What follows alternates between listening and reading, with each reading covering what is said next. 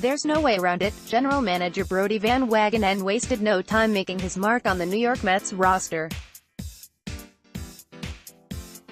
Outside of the fresh perspective and brash comments about being a playoff team, another big difference in Port St.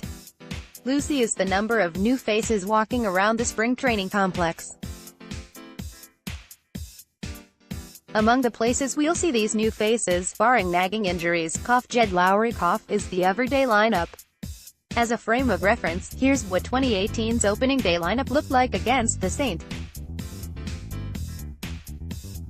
Louis Cardinals, and here's a look at the projected 2019 starting lineup. Via roster resource, this is obviously being conservative and assuming Peter Alonso starts the year at AAA Syracuse.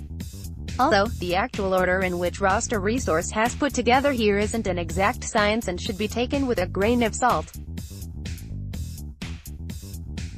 While Conforto being included in this year's version is simply because he's healthy, the 3-4-5 combination in the heart of New York's order looks a whole lot different and much more formidable. And if Lowrie does join Nimmo at the top, one can imagine there will be plenty of RBI opportunities for Cano, Ramos, and Scooter. Over the past 2 years, Nimmo owns at .397 on-base percentage, and Lowrie's checks in at .356. Although the lack of production in this area of the lineup can't be pinned solely on the 2018 opening day starters, this group in particular struggled. Here's how each spot ranked in various categories.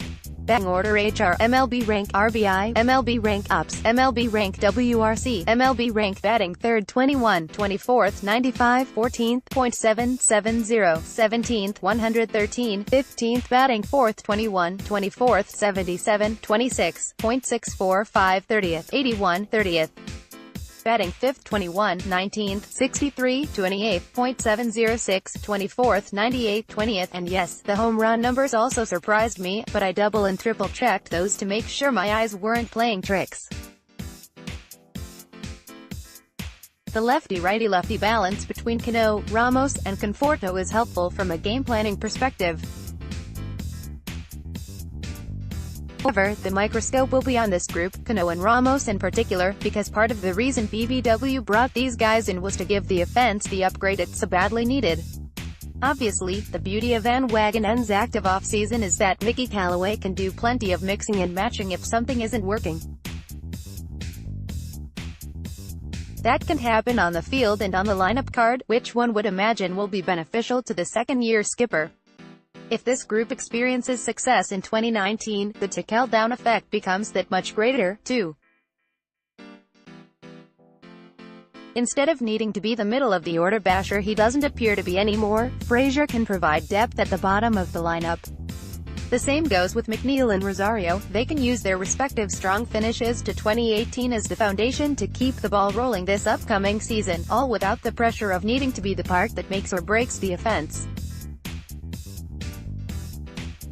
It's not as if there aren't some questions each new acquisition will need to answer with their on-field play, either. Cano ended up having a great year, thanks to an .845 Ops, 136 WRC, and 2.9 WAR, but he's entering his age 36 season, only played in 80 games last season, and is still fresh off of PED suspension. On the other hand, Ramos has appeared in more than 110 games in a season just 3 times since debuting in 2010. He's the upgrade they needed at catcher and in the lineup, but we may be seeing more of Travis d'Arnaud than some would like. Is it groundbreaking news that a team needs the middle of its lineup to perform in order to have a successful offense?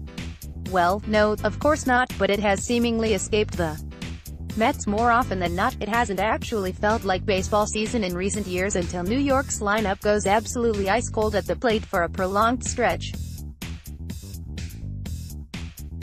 Pairing proven performers like Cano and Ramos with Conforto appears as though it'll give the offense a major boost, which was badly needed after scoring more runs, 676, than only 8 big league teams in 2018. While BVW did some work in reshaping the Mets bullpen, how the lineup eventually performs at the plate will be much more intriguing to follow, in my eyes. The players taking up residence in the middle of it will have a significant say in whether this unit is an overall success or failure.